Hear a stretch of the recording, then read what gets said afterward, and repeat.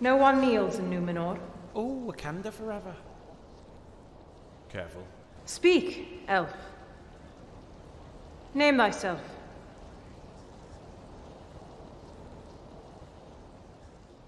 Galadriel of the Norderwood, daughter of the Golden House of Fnir, commander of the northern armies of Marcus Aurelius.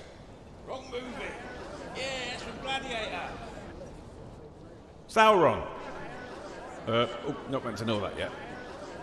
A man and an elf, together. Circumstances arose. We are companions by chance. We met on the open seas. I went to Valinor so that I could jump out of a boat and swim all the way back just to prove that I could. But then I got saved by these two misogynists. Now give us a boat and we'll be on our way. It's been generations since a ship of Numenor was permitted to make such a journey on an elf's behalf. I killed an ice troll in under 10 seconds on my own. Now give me a ship, Beardy, or I'll do the same to the lot of you. What the elf means I will is... stop mansplaining, Sauron. Now, you're going to give me a ship, or do you want a bit of the ice troll treatment? As more and more episodes of The Rings of Power come out, and the reviews, the ratings, the review score on Amazon continues to plummet, it's going to be under 3 by the end of the week. More and more people are kind of putting together exactly what is the issue with this show. I think for me, it's mostly the writing. I think it's difficult to blame the CGI and the landscapes and the cinematography. That all looks great. It's the clunky dialogue. It's the slow pacing. It's some of the characters just aren't nailing it, especially the ones that you're putting an absolute ton of shine on, like Galadriel, for example. And the media is starting to kind of put it together, starting to figure out exactly what the issue is, and it's Galadriel. The Rings of Power has a Galadriel problem. We're going to get into this after a quick word from this video's sponsor. Huge shout out to this video's sponsor, Established Titles. Established Titles is a project based on a historic Scottish custom where landowners are referred to as lairds or lords and ladies in English. They allow people to buy as little as 1 square foot of dedicated land so they can call themselves a lord or a lady officially.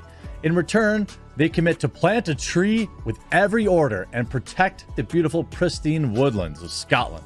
Established Titles makes an absolutely amazing gift, and a person could officially get their name changed on documents. Their title pack gives you at least 1 square foot of dedicated land on a private estate and an official certificate with a crest. Established Titles is currently having a really big sale just for you, my subscribers. You can get an additional 10% off any purchase you make with the discount code THEQUARTERING. So click the link below, go to establishedtitles.com/thequartering and use promo code THEQUARTERING to save an extra 10% today. Of course, we talked about this a little bit the other day with, Eric Kane writing like, she's not a Mary Sue, she's just unlikable. And she's, somebody that for whatever reason just doesn't work. And it's interesting to see the pushback on it. You see update 912. Most of the responses I've gotten to this piece have been positive, anecdotally at least. The general response to fans who Galadriel online seems to be in line with my own. I think the coming weeks will determine a lot about fans' views on the character, but at the moment she's definitely falling into the strong female protagonist trap that is due many other modern characters. That's because writers don't really know how to write women. They want to take every shortcut in the book. That's why you end up with so many Mary Sues. He writes, I wrote about this with She-Hulk, though I think they took a different approach to writing that character. In the Disney Plus show, She-Hulk, aka Jennifer Walters, is actually quite charming and fun. She is a very likable lead, and her fourth wall breaking asides are fun and entertaining. I disagree. The problem is the show runs into and it feels the need to constantly make the men around She-Hulk caricatures and sexist and misogynistic men. Naturally, there are many sexists out there, but by hammering us over the head with the fact an audiences start to feel preached to, which isn't the greatest feeling when you're hoping to enjoy a story. Ultimately, this diminishes She-Hulk's character, making her appear strong only because the men around her are so awful. This is the thing we talk about in Hollywood, about how they make women succeed by pushing men down. It's really the only trick that they have. I'm not saying that women can't be awesome or strong or, well written. There have been many in the past, but I think it's that they're just hiring crappy writers. One even refers to a woman as it at one point, which is quite a lot more egregious than even the most spicy phrases I've heard from other men. This is very much like making the hero smart by making all the other characters around them very stupid, like Idiocracy. Instead of making viewers think, oh, this character is so clever, instead we think, oh, the writers must think we're stupid too. But the way Galadriel is being handled is not the same. Even if the writers fall into the similar trap, the men around Galadriel are not made to look bad so that she can look good. Indeed, characters like Halbrand and Elendil come off pretty well by comparison. Both seem reasonable, cool-headed in comparison. Even the overly cautious Gilad and Elrond at least seem patient and calm compared to the overly emotional and constantly angry Galadriel. Here, Galadriel is presented as a strong female protagonist trope, her strength only equal to her bristling anger. The writers seem to think that the more she bristles, the more she acts tough, the stronger she'll appear, going so far as to have her pull a knife on Elendil. Unfortunately, this just gives Galadriel the same traits as toxic males, and not the kind of tough guys we actually like to watch, like Aragorn, but rather the boastful, impatient, and often abusive men we slot into the antagonist category.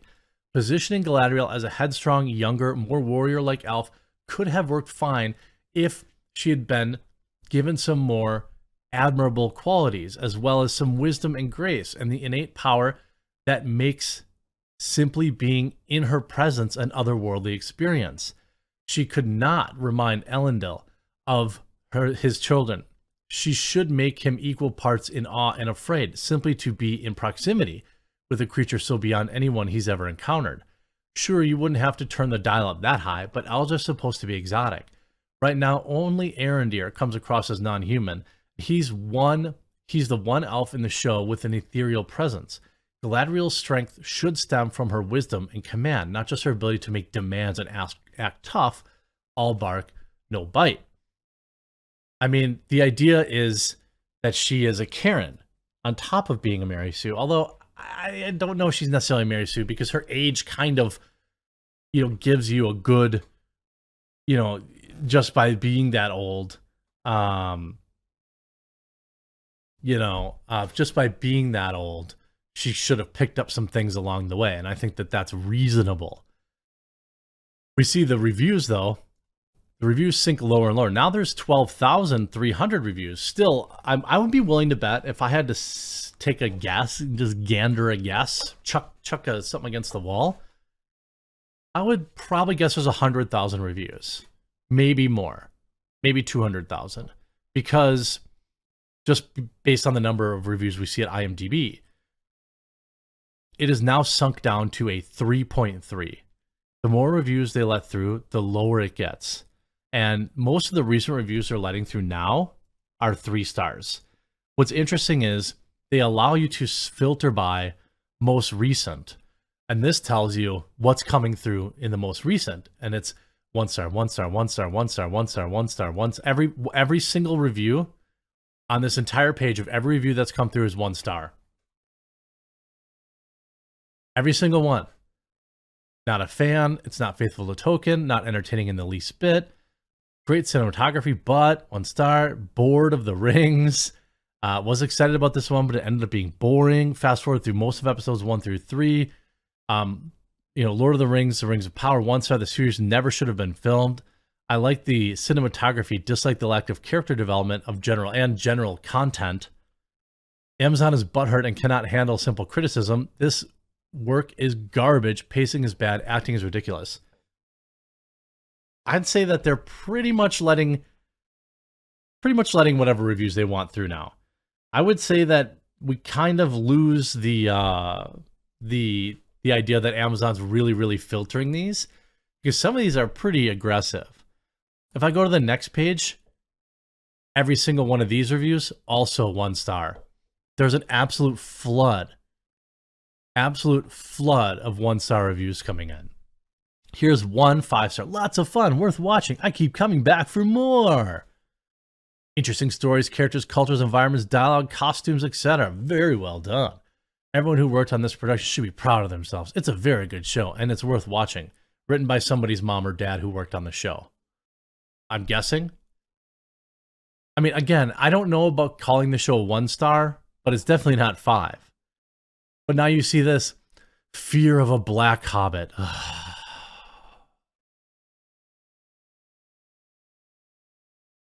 I mean, like,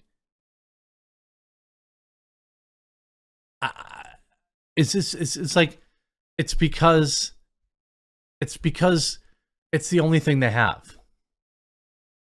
right? Now that the show is actually on the air, who's complaining about the Black Hobbits?